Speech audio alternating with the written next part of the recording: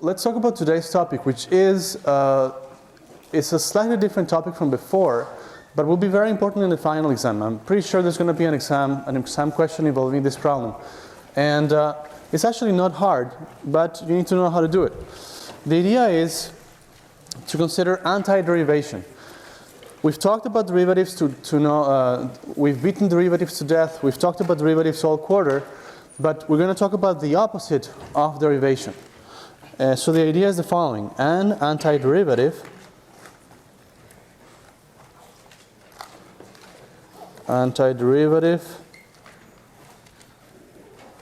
of a function f of x is a function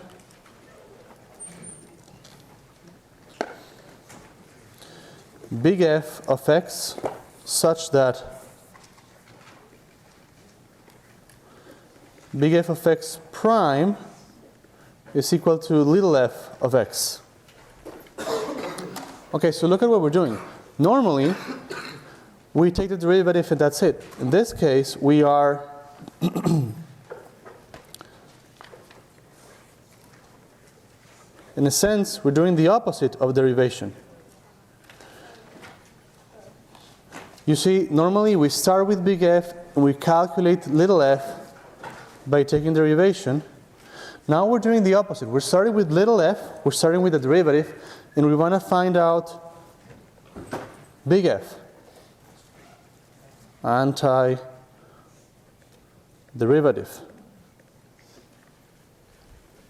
Okay? So, once again, we usually take derivation. Now we're starting with little f, the derivative, and we want to find the original function. Why do we want to do this? What do you think? What would be a situation where you would want to do this? For example, suppose that you're looking at the motion of a particle over time, and you're, like, say, a car, right? And you don't know where the car is located at any time, but you know the velocity for some reason. Let's say you can look at the speedometer. So you know the velocities over time, and you want to find out where the car was. So that's a situation where you know the derivative, and you want to find out the original position of the car over time. And this is actually very common in mathematics. You're going to see it a lot, that you know the function, you don't know the function, but you know something about the derivative. So for example, this is just a very basic drill on the concept, is that little f of x equals 2x has the antiderivative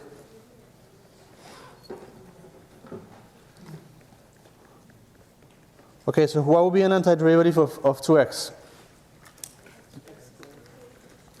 X squared, that's right. Okay, now here's an interesting question. Usually, you take the function, you calculate the derivative, that's it.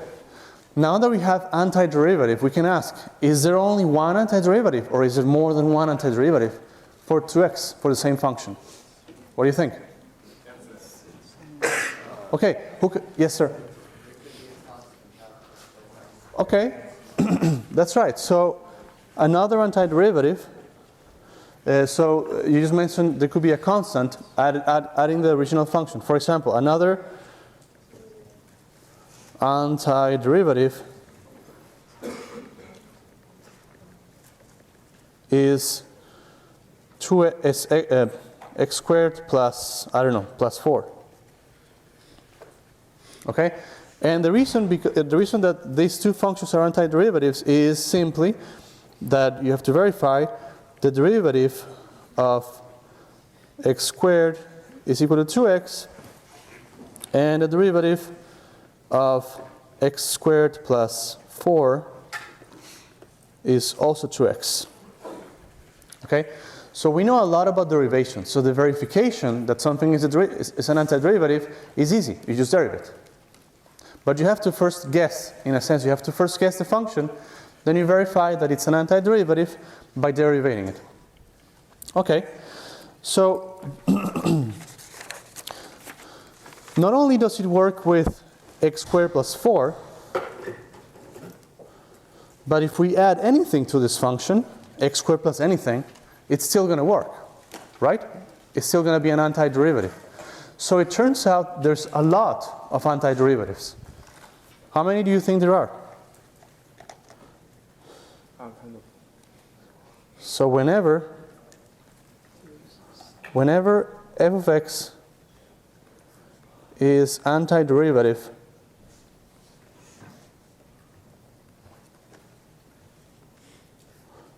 of f of x, the function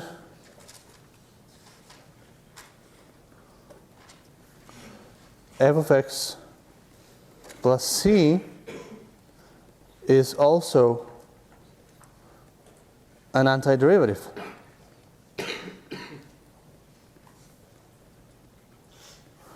Where c is a constant.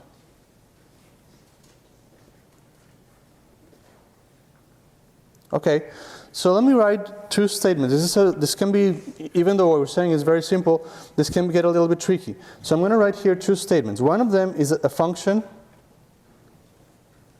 g of x is equal to f of x plus c. And the other statement is that g of x is an antiderivative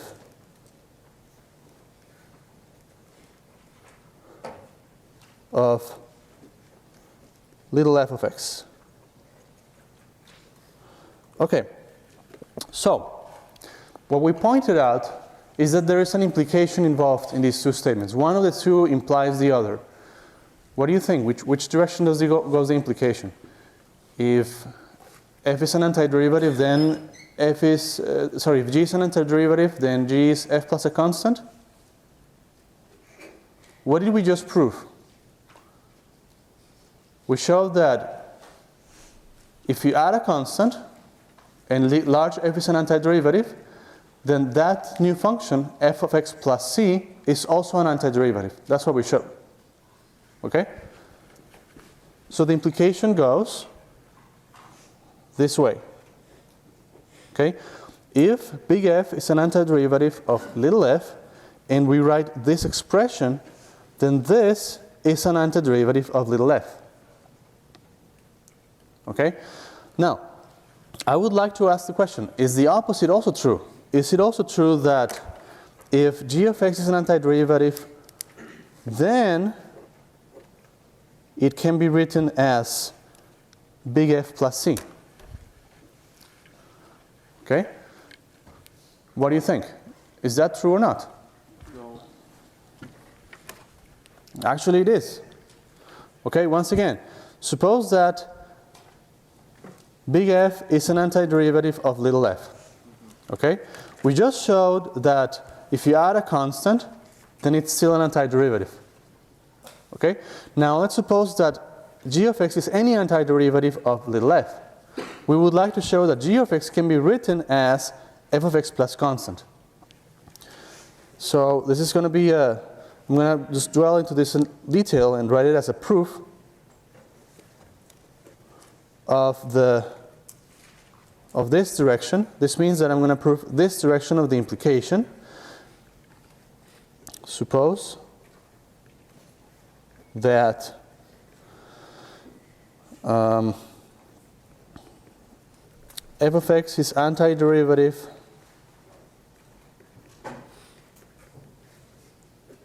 of little f, and that g of x is also antiderivative.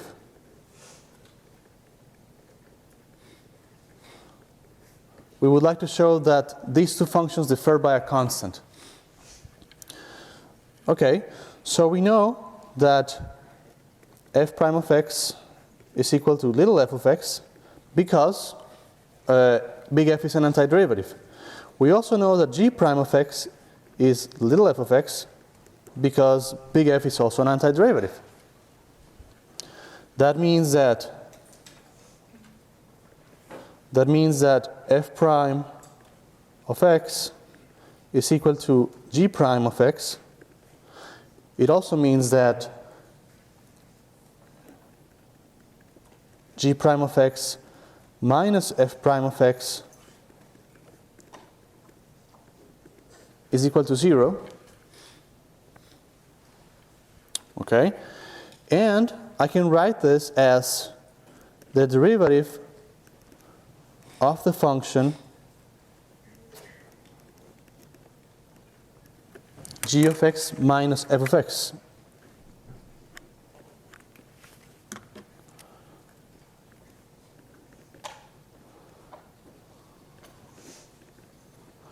Okay.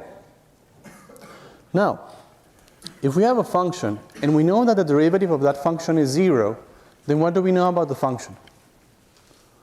Say, I tell you, I have a function here, and I don't want to show you what it is, but I know that the derivative of this function is 0. So what can you tell me about the function? It's a constant. It's a constant, right? It's a constant. If the derivative of a function is 0, the function must be a constant. Now, the proof of that is not obvious. In fact, the proof uses the mean value theorem, and which took a while to prove. But you can do it, and by mean value theorem, g of x minus f of x is equal to c, a constant, and that means that g of x is equal to f of x plus c. That's the end of the proof. So as you can see, it's not an obvious statement, but it is true that these two statements are equivalent. It's equivalent to say that g of x is an antiderivative, or that it's f of x plus c. So all that I'm writing is to justify the following statement. I'm going to write it down.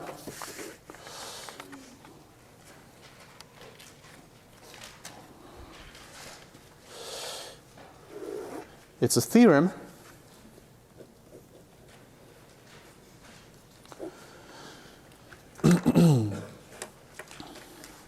that says if f of x is antiderivative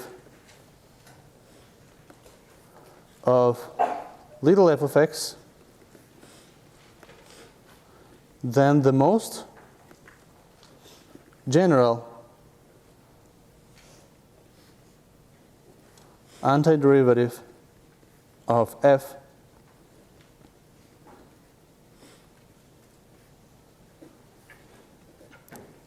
little f is big F of x plus c. Okay, what does this mean? It means you want to find all the antiderivatives of a function, find one antiderivative, and add a constant in the end. Example. The most general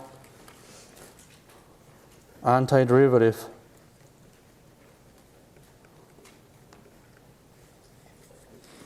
of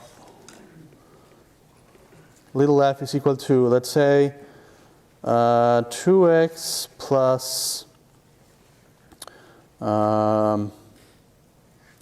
let's see, 1 over x.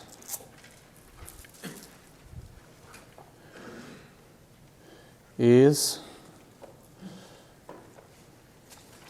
okay, now let's first find a function, any function, whose derivative is 2x plus 1 over x. What do you think? X squared plus, anybody think of a function whose derivative is 1 over x? ln of x, that's right. Plus c. There you go. That's it. So this plus c thing becomes some kind of mantra, right? You're doing antiderivation, you add c. But really it boils down to this one theorem here that says that's really the set of all possible antiderivatives. Let me give you another way to say this, is that if f of x is, let's say, x squared, then the function Okay, who can tell me an antiderivative of x squared? A function whose derivative is x squared. Power 3x cubic. 1/3 x to the 3. That's right. Why not just x to the 3? Because it doesn't work, right? If I derivate x to the 3, I get 3 times x to the 2. But 3 times x to the 2 is not the same. It's x to the 2 we want. So we try 1/3 x to the 3. We derivate that, and it works. That means that 1/3 x to the 3 is an antiderivative of x squared. This is f of x. Okay. But then we can add any constant to that function. For example, we can consider this function right here.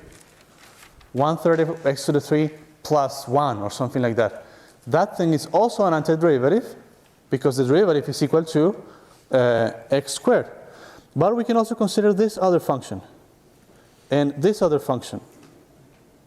Those are all antiderivatives of x to the 2. What the theorem says is that that's it. There's no more than all those functions. And in principle, if you ask the question, what are the antiderivatives of x squared? You know that all those are antiderivatives, but in principle, there could be some really weird-looking function that has nothing to do with that, and that's also an antiderivative. So what the theorem is saying is no. Those functions, 1/3 x to the 3, in all those translations, that's it. Those are all the antiderivatives of the function. Yes, sir? The antiderivative of ln of x, is it ln of x or ln absolute value of x? Let's just worry about positive x. So ln of x is fine. But that's a good point. If x is any numbers in the real line, then we could write something like ln of absolute value of x. Let's not worry about that for now, but thanks for pointing that out. Okay. So, all right. Let's do a few more examples.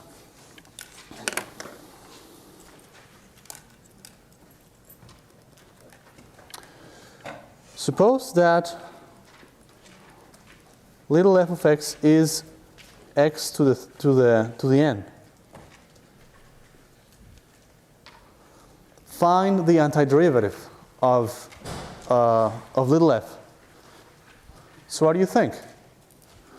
Well, we're looking for some function whose derivative is x to the n, x to the n. 1 over n x to the power n plus 1 plus c. Okay.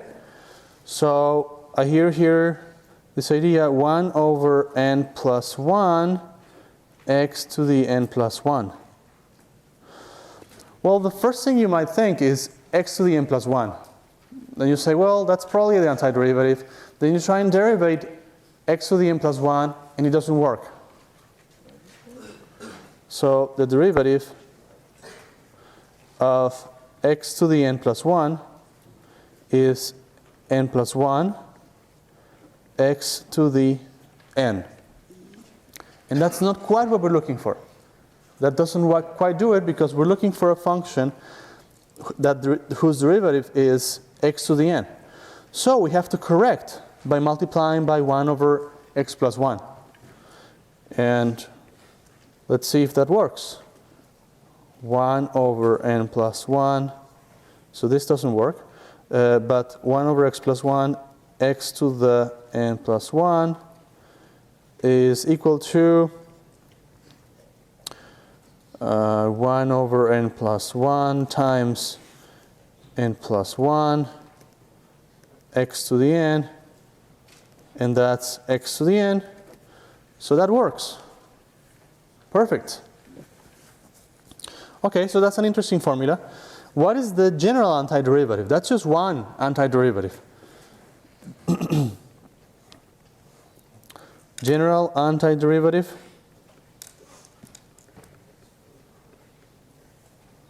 is 1 over n plus 1 x to the n plus 1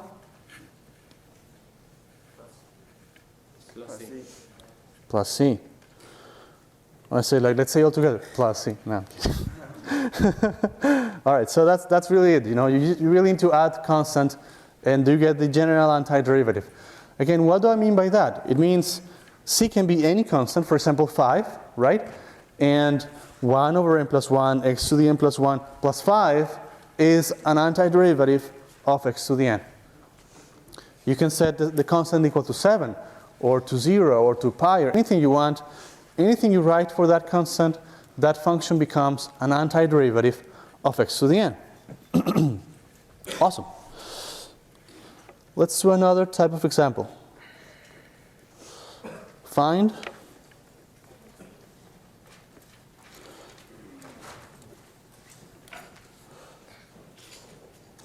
the function g of x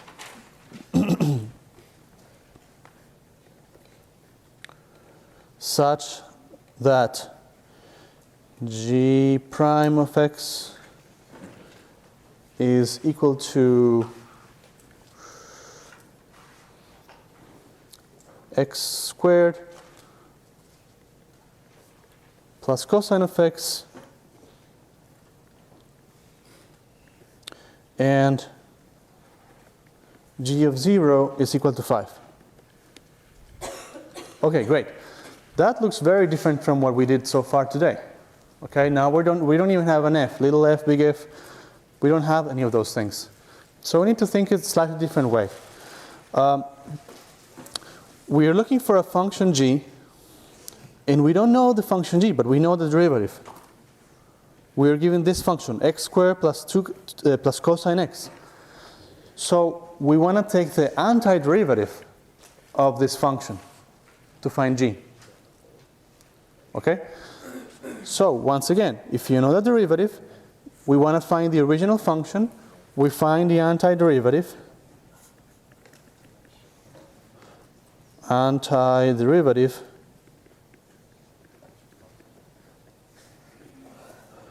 of x squared plus cosine x. That means that g of x must be, okay, what would be a function whose derivative is x squared plus cosine x?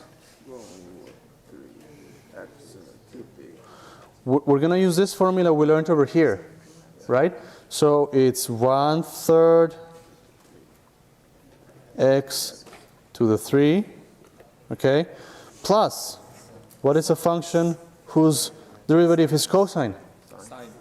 Sine. Am I done?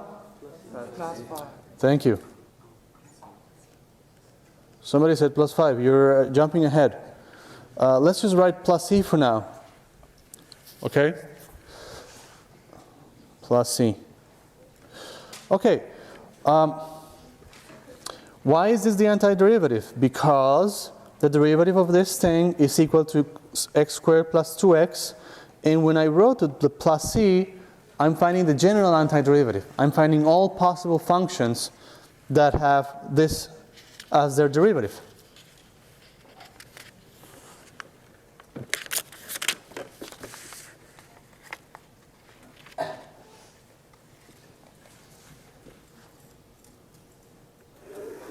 All right. So now what do we do with this thing? G of 0 equals 5. What is that good for? Can anybody explain to me? Yes, Pilar? You have to plug in 0 for all x values into the g of x so you can find the value of c. That's right. We want to find the value of c because right now we don't really have a function. We have a function with some parameter and we don't know the value of c. So, to find the value of c,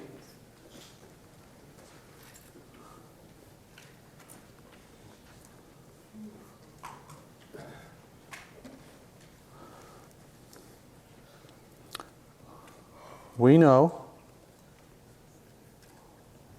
that g of 0 is equal to 5. Now, g of 0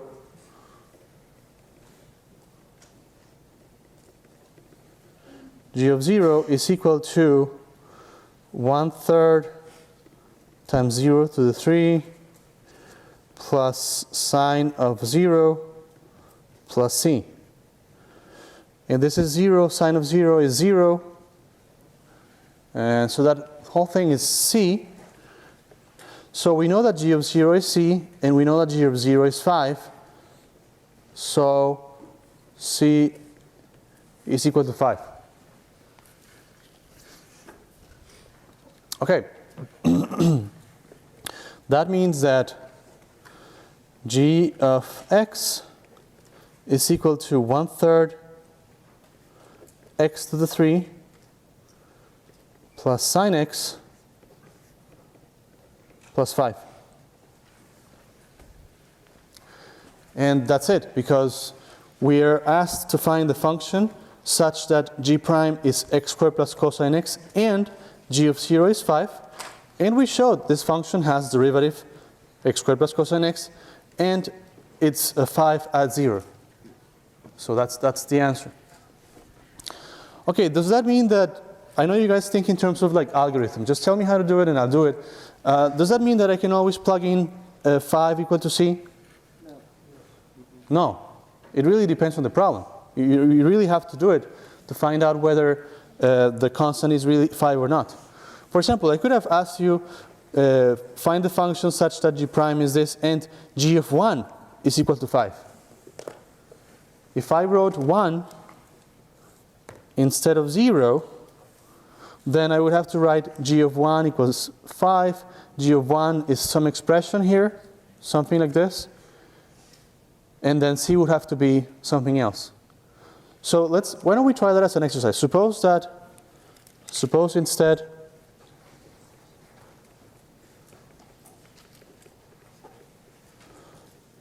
that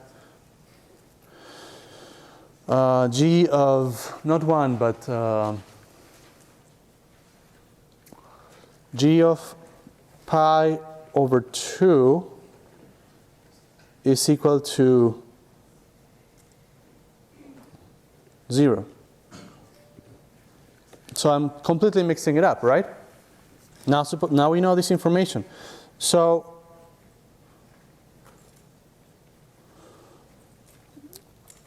g of pi over 2 is equal to 1/3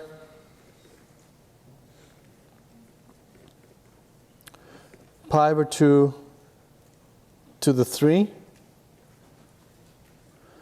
plus sine of pi over 2 plus c. What is sine of pi over 2? 1. That's 1. This thing is pi to the 3 over 2 to the 3 is 8 times 3 is 24 plus 1 plus c. And we also know that g of pi halves is equal to 0. So 0 is equal to pi to the 3 over 24 plus 1 plus c. And c is equal to minus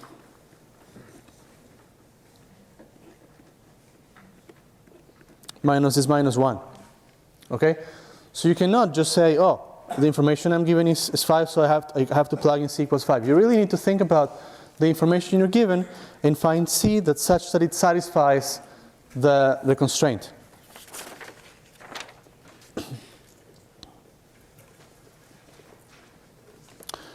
Okay. So now the application we're going to think about is physics, basically. So this is called one-dimensional motion. Suppose that S of t is the position of a particle. V of t is the velocity. And a of t is the acceleration.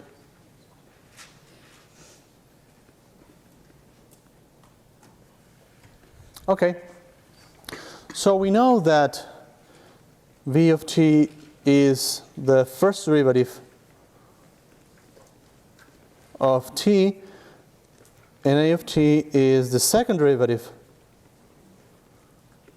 of t, of s. Sorry. Great.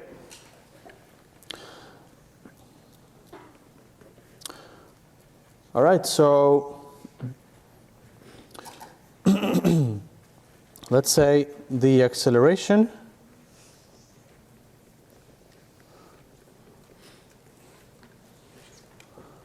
of a car over time is a of t equals, let's say, 2t plus 3.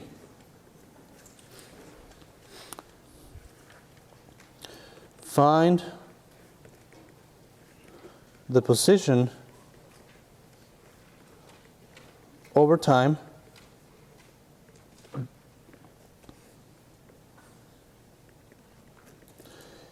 if you know that v of 0 is equal to 4 and s of 0 is equal to 1. Okay, so that's the problem. We know the acceleration of the car over time. We don't really know the position. We have no idea about that. But we know the velocity at some time, and we know the position at some time. Okay, let's say that you took a snapshot, or you know what happened at time 0, and you know the acceleration over time. Question is, can you figure out where the car was at any given time? And the answer is yes, you can, using antiderivatives. So the first step is to find the velocity. We know the acceleration, and we know the velocity, right, is basically one step up. The velocity is an antiderivative of the acceleration. So let's write the velocity. Is an antiderivative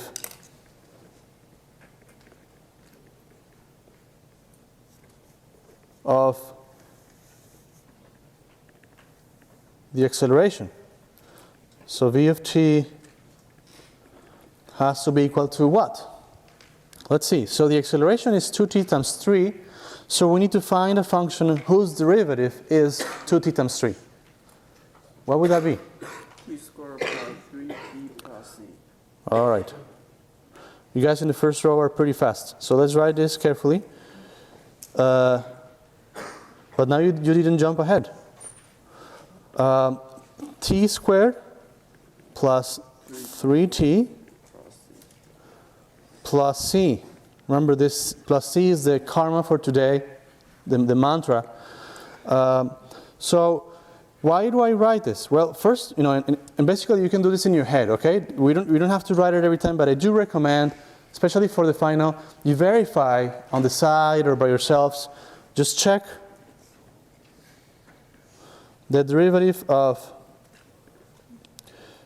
t squared plus 3t plus c is equal to, the derivative of t squared is 2t. The derivative of 3t? The derivative of c? 0.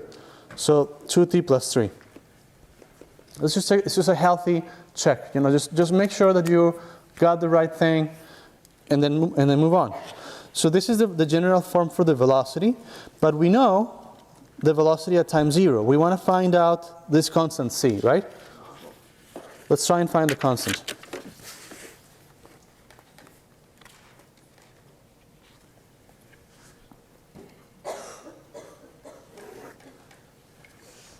Let's see. So v of 0 is equal to, according to this formula here, is t to the 0, 0 squared plus 3 times 0 plus c, okay? But at the same time, v of 0 is equal to 4. So the trick that I want to suggest to you is to write v of 0 here in the middle. On the right, you write this expression. And on the left, you write the information you have. So v of 0 is 4. That means you have 4 equals to that. And you can see this is equal to c. So you know 4 is equal to c. Okay? Sometimes it works. Sometimes, I want to say even more often than not, the information they give you is the constant. But you have to be really careful because I think it's very often, like 30–40% of the cases, it's not going to work like that. So you have to check. All right, fine. So the constant is equal to 4. What about, okay, let's just write down the velocity so far. The velocity is t squared plus 3t plus 4, right? Because now we know that c is 4. Okay. So that's the velocity. That's great. We got the velocity over time. That's a great part of the problem. Now, the next part of the problem is go one step up again. The position s of t is an antiderivative of the velocity, right? S prime is equal to v. So we calculate the antiderivative. What would be an antiderivative of this function? We're going to use the same formula as before. The antiderivative of t squared is 1/3 t to the 3, okay, plus 3/2 t squared plus, okay, and then, and what? Plus c. Plus c, okay. All right, I'm a little bit concerned because we already have c, right? We already know that c is equal to 4. I don't want you guys to get confused because we already have a constant. And so let's call this constant something else. That's okay. It doesn't have to be called c, okay? It can be called anything you want. So let's call it plus d. Okay? Great. All right. Same trick as before. You write s of 0 on this side. This formula says it should be 0 plus 0 plus 0 plus d, okay? But on the other hand, you know that s of 0 is 1. It's right here, right? So, I suggest you write this on the left. You write s of 0. On the right-hand side, you write the function. On the left, you write the information you have. And that means that d is equal to 1. Great. So that means that s of t is 1/3 t to the 3 plus 3/2 t squared plus 4t plus 1. And that's the answer. So what do you think? Is that hard? It's not hard, but it's a little tricky. I want you guys to do it a couple of times. All right, I just want to say something. This is the first example of something called differential equations.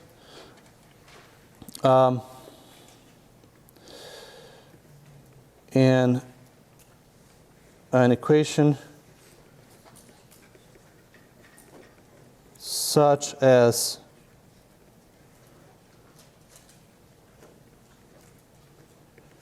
g prime of t is equal to, I don't know, let's say sine of t minus t, something like that. G prime of t equals sine of t minus t. The unknown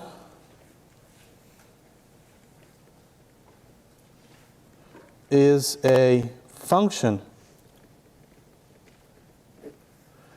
g of t. Now, this is, in general, a normal equation, equation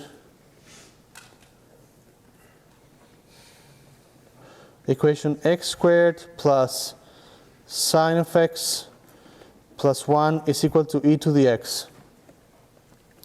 Okay? When you write something like that, you're looking for a value of x, a real number x, that satisfies the equation, right? You plug in x on both sides, and you get if the left-hand side is equal to the right-hand side, that's a solution of the equation. So the unknown is x, right? The unknown is a number. So the unknown is a number x. A number x. Okay. In this case, in an equation such as this, the unknown is a function. You're looking for a function that if you plug in a derivative on one side and you plug in the function or whatever on the other side, the left-hand side is equal to the right-hand side. So it's really a step beyond what you guys have done before. You're not looking for a number, you're looking for a function. So that is what's known as a differential equation.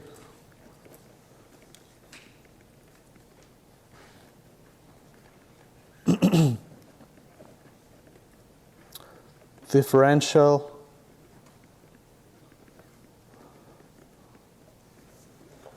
equation.